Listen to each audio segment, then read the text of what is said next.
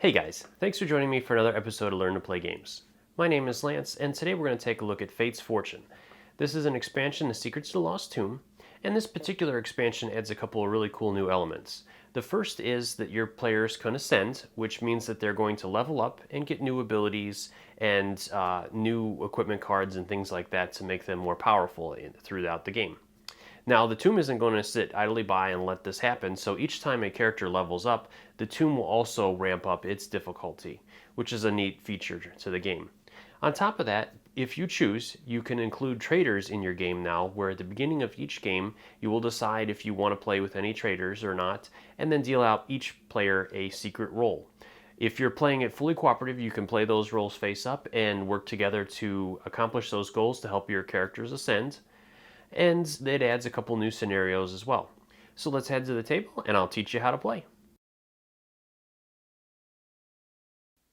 Here's all the new stuff that you get with Fate's Fortune, and you also get a rulebook which will have the new rules in it for the new stuff as well as new scenarios.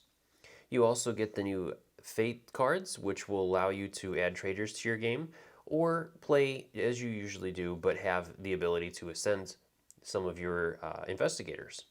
On top of that, you have the Destiny Dials, which will allow you to ascend, and the characters that you already have that are double-sided now with the ascended versions of them on the back, and the standees for the ascended versions. So when you ascend, you would replace your regular standee with the full-length version of that character.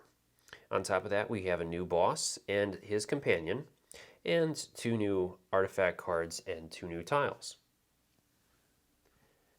When setting up your game, the only difference that you're going to have when using the Fate's Fortune expansion is to decide if you're going to have traitors in your game or not. If you're not going to have traitors in your game, then you would go ahead and just deal out 1 of the investigator cards to each player, and you can choose to play these face down or face up so that the investigators know what the other investigators have or don't. And same with the Destiny tokens. If you're playing hidden or secret the Ascension cards, then you will play those face down as well, and the investigator will adjust them as needed. If you're playing them face up, then the Destiny wheels will also be face up. If you are playing a game with traitor in it, then you would count out the number of investigators that are playing, and then include 1 or more traitor cards depending upon the difficulty of the game that you would like. Fate cards are broken down into 2 different types. We have the traitor cards that have the red background, and the regular investigator cards that have the purple background. On top of that, each card is going to list the name of that particular role and the 3 different ways that investigator can gain Destiny points to add onto their Destiny track. On top of that, it gives a little bit of backstory about that particular role. Now, there are a couple other ways that you can also gain Destiny points, which we're going to take a look at in a little bit later. An adventurer will ascend by reaching 20 fate points on their Destiny wheel. When they accomplish this, then they're going to go ahead and flip over their fate card and read their text, and this is especially important for traitors. If they are a traitor, then they can go ahead and perform the cataclysmic events if they're able to, which we're going to cover that in a little bit. From here, then they're going to go ahead and flip over their adventure sheet to their ascended side, and then they're going to go ahead and gain the different things down here up to their starting values. So you have Christopher here that will gain 2 audacity, 3 health, and 3 courage. You can also choose to remove 1 negative status effect card from your character, and then set aside any starting items that are listed. So for Christopher here, we're going to set aside his Tommy gun, and he'll get his upgraded version, which is printed right on his card. From there, then we're going to go ahead and replace his basic standee with his full body standee. Here we have the ascended version of a character. So at the top of the card again will be the character's name, so we're going to be looking at Christopher's card here. And it's going to have a upgraded version of some of his starting gear. So we have the Tommy gun here that has the upgraded version, so now we're going to be rolling 8 dice with this one, and it still hits on 4s, 5s, and 6s, but now when you choose to spend an audacity to reroll the dice, you can only reroll misses, which is really nice.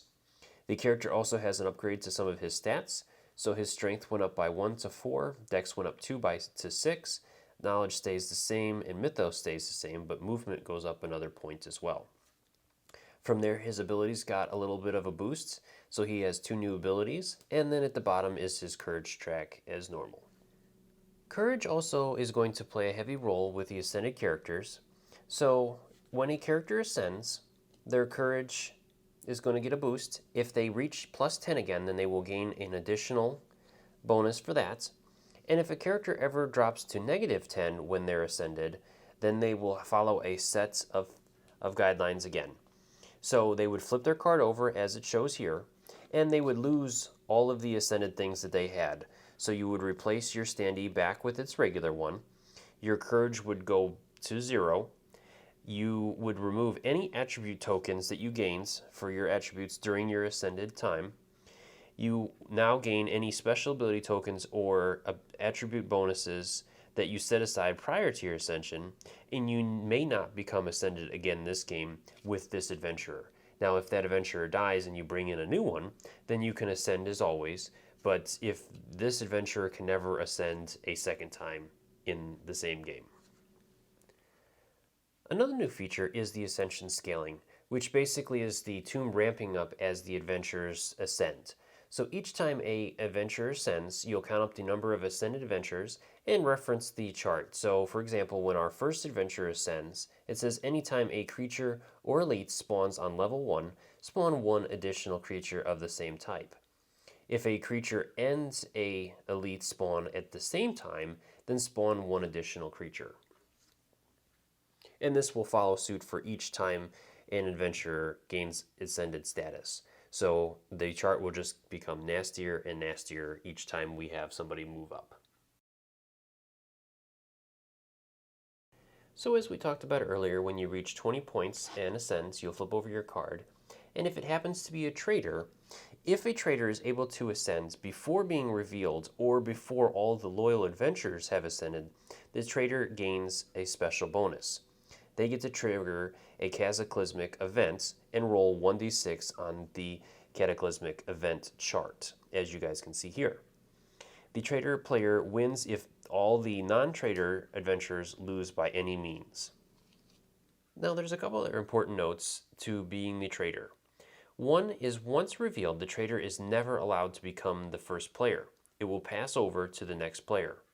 If a traitor has a scenario special item or artifact that is needed to win, it must be stolen from the traitor or looted from their dead corpse.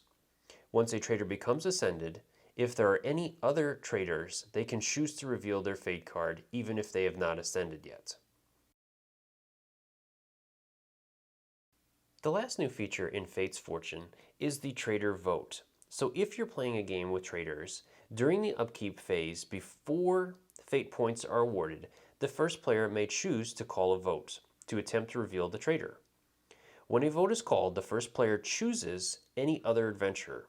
All players will give a thumb up or thumbs down. If half or more are up, reveal the chosen adventurer's fate card. If that person's fate card is loyal, then all adventurers will lose 3 courage and don't gain any fate points this upkeep. If the card revealed is a traitor, then they cannot trigger a cataclysmic event, and all loyal players gain fate points as normal. Now we're going to take a look at adventure versus adventure combat. So we have Christopher St. George over here, who is possessed and is going to attack Lady Rockets. So the first thing we need to do for Lady Rockets is determine her defender rating. We do this by calculating her regular combat bonus and rating. So we have 3 for the gun, we have 3 for the dex, and then if either adventurer has more allies such as other adventurers, creatures, or companions, he receives the outnumber bonus. As Lady Rockets has a companion and Christopher has none, she will receive an additional dice for that. From here, to determine her rating, you're going to half her combat dice, round it up. So she has 7 dice, so round it up, she'll get 4. So she has a combat rating of 4. Now on top of this, the defender can spend Audacity to increase her combat rating by +1 for each spent up to a total of 3. So let's go ahead and spend another 1 Audacity to increase her to 5. And then from there, we're going to go ahead and perform the attack with Christopher. So he's going to go ahead and get his 4 dice for his dex as he's using the Tommy gun, so he'll get 4 additional dice for that. And he has no other bonuses, so he's going to go ahead and roll his dice. And he succeeds on 4s, 5s, and 6s because of the Tommy gun. So there's 2, 3, 4, 5. So he's rolled 5 successful hits. And we have 4 normal hits and 1 critical. Lady Rockets has no armor, so it doesn't matter. So she'll take 5 wounds. And because Christopher beat her, he won't take any damage back. But let's say, for example, that he only rolled 4 successes. Then he would do his damage to her, but because he didn't beat her combat rating, then he would also take 1 damage and have to reduce his counter. Now from here, no adventurer loses courage, and no adventurer is going to gain soul shards. Another thing is that both the attacker and defender can use audacity to reroll. The attacker can use it to reroll dice, and as you saw, the defender could use it to up their rating.